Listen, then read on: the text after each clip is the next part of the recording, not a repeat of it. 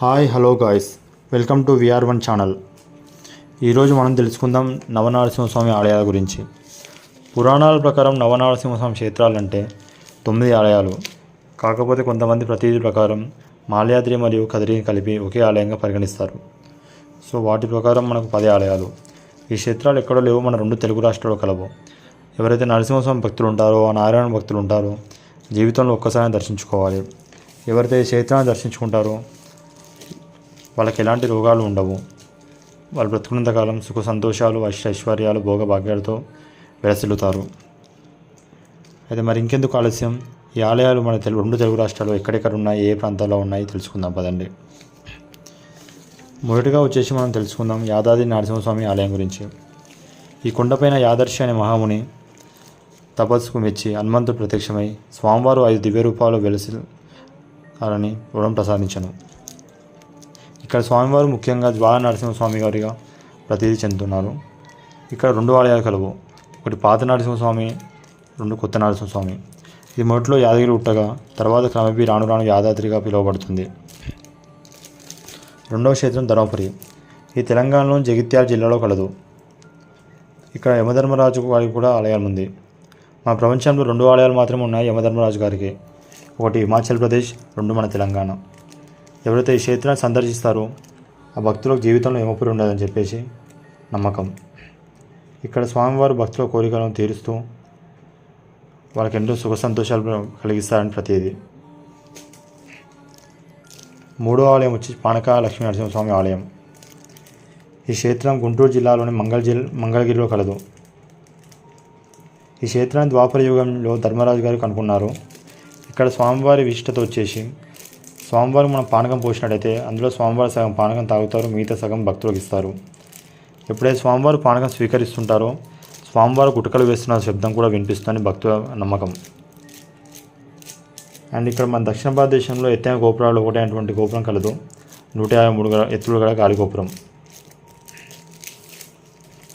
తర్వాత 4వ క్షేత్రం కదిరి నరసింహస్వామి ఆలయం. ఇది అనంతపురం జిల్లాలో కలదు.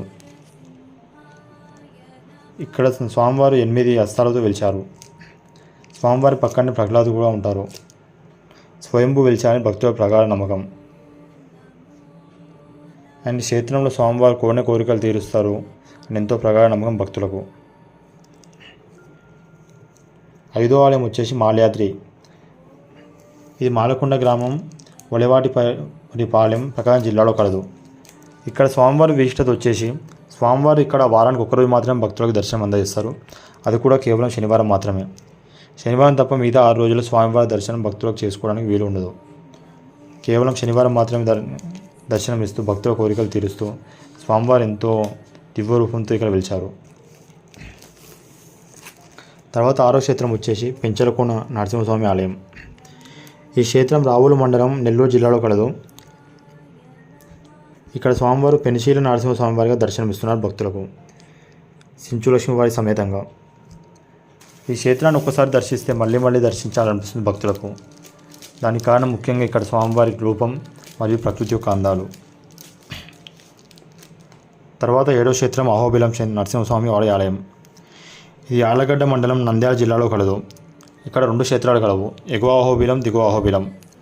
ఇక్కడ స్వామివారు స్వయంభూ ఉగ్రస్తంభం నుంచి వెలిచినట్టు భక్తుల యొక్క ప్రతీది. ఇక్కడ ఉగ్రస్తంభం చేరుకోవాలంటే భక్తులు 5 కిలోమీటర్లు నడవాల్సి ఉంటుంది. అది కూడా 2.8 కిలోల ఎత్తు వరకు. ఎంతో సాహసమైనటువంటి ప్రయాణం చేయాల్సి వస్తుంది. కానీ అయినా సరే భక్తులు ఎంతో భక్తి శ్రద్ధతో స్వామివారి ఉగ్రస్తంభం దర్శనం కోసం బయలుదేరుతారు. అలా ఎంతోమంది దర్శనం చేసుకుంటారు. ఒక్కసారి ఈ క్షేత్రాన్ని దర్శిస్తే వారి కోరిన కోరికలు తీరుతాయి.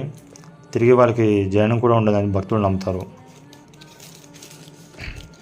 తర్వాత 8వ క్షేత్రం వేదాద్రి శ్రీ నరసింహస్వామివారి ఆలయం.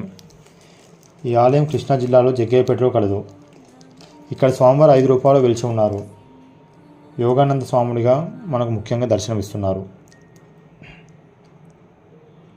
ఈ క్షేత్రంలో భక్తులు కోరిన కోరికలు తప్పకుండా నిలబెడతాయని చెప్పి భక్తులకు ఎంతో ప్రగాఢమైన నమ్మకం.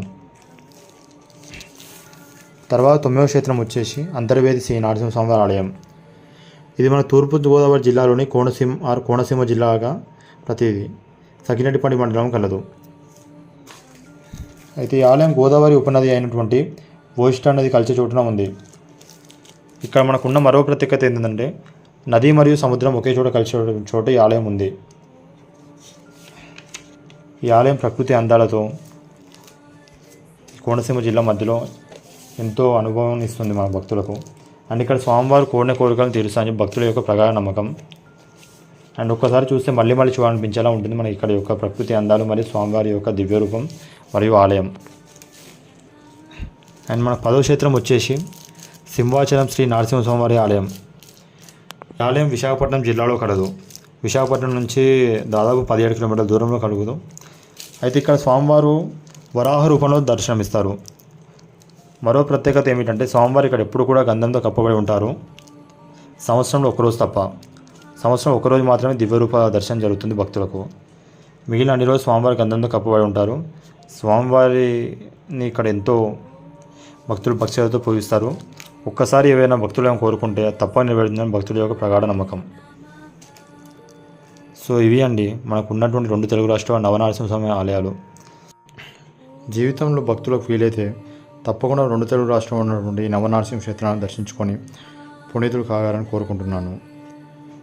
జై శ్రీమన్నారాయణ, జై శ్రీ లక్ష్మీనరసింహస్వామికి జై.